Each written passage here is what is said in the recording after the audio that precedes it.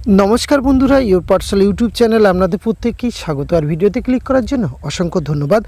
राज्येर बेकार चाकरी प्रार्थीदेर जन्य अत्यंत सुखबर, राज्येर दमकल विभागे नियोग शुरू होते चलेছে खूब शीघ्रई एबं एखाने फायर अपारेटर पदे नियोग करा होबे। मोट शून्य पद रयेছে 3000 एबं प्रथम स्टेपे 1000 शून्य पदे नियोग प्रक्रिया शुरू करबे डब्ल्यूबीपीएससी अर्थात वेस्ट बेंगल पब्लिक सार्विस कमिशनेर माध्यमे किन्तु এই নিয়োগ প্রক্রিয়াটি সম্পূর্ণ করা হবে। এক্ষেত্রে বয়স কী লাগছে, শিক্ষাগত যোগ্যতা, বেতনক্রম সমস্ত কিছু তথ্য আজকের এই ভিডিওতে আপনারা পূর্ণাঙ্গভাবে পেতে চলেছেন।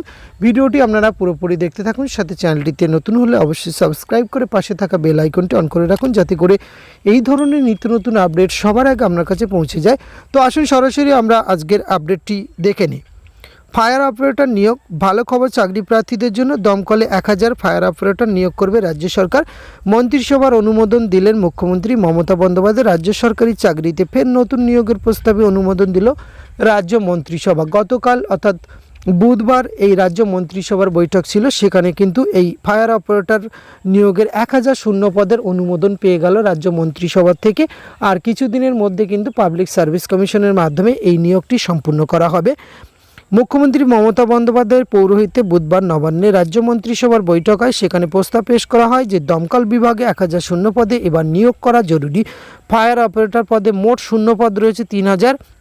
প্রথম পর্যায়ে 1000 অপারেটর নিয়োগের প্রস্তাব দেওয়া হয় দমকল দপ্তরে। সেই প্রস্তাবে চূড়ান্ত অনুমোদন দিয়েছে রাজ্য মন্ত্রিসভা। এই দপ্তরে নিয়োগের জন্য পরীক্ষা নেয় পাবলিক সার্ভিস কমিশন। ক্যাবিনেট সূত্রে বলা হচ্ছে এবার পাবলিক সার্ভিস কমিশনের মাধ্যমেই নিয়োগ করা হবে।